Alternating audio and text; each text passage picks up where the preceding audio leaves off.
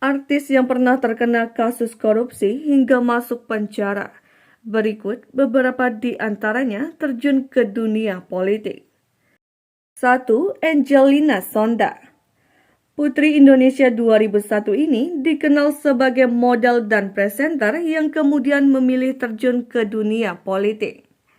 Pada tahun 2004, dia menjadi anggota DPR dari Partai Demokrat. Karir berpolitiknya ini akhirnya membuat Angelina tersandung kasus korupsi. Istri mendiang Adjie Said ini masuk dalam kasus suap pembahasan anggaran proyek Wisma Atlet Palembang. Dia divonis 13 tahun penjara dan denda 500 juta rupiah. Kedua, Zumi Zola.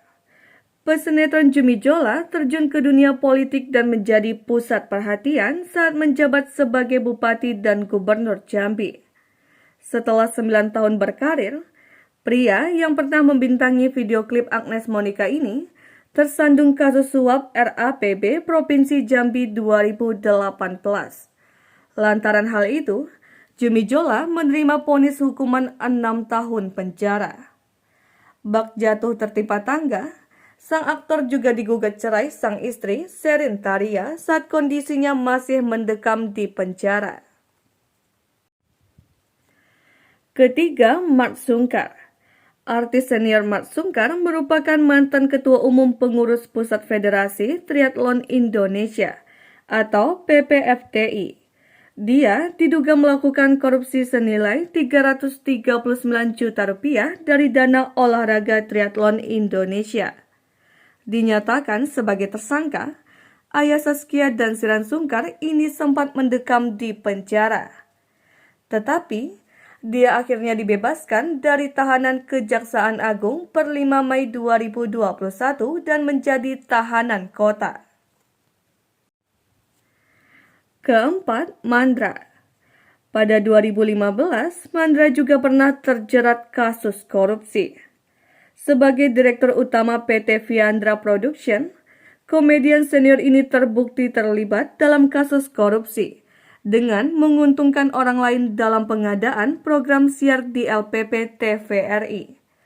Aktor Sidul anak sekolahan ini disebut merugikan negara sebanyak 12 miliar rupiah.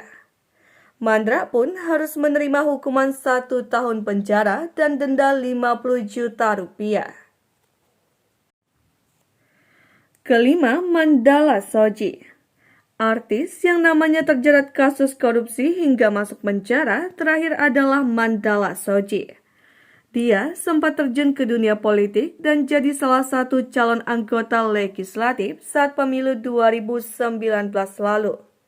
Akan tetapi, Mandala terkena kasus pelanggaran aturan kampanye karena membagikan kupon umroh.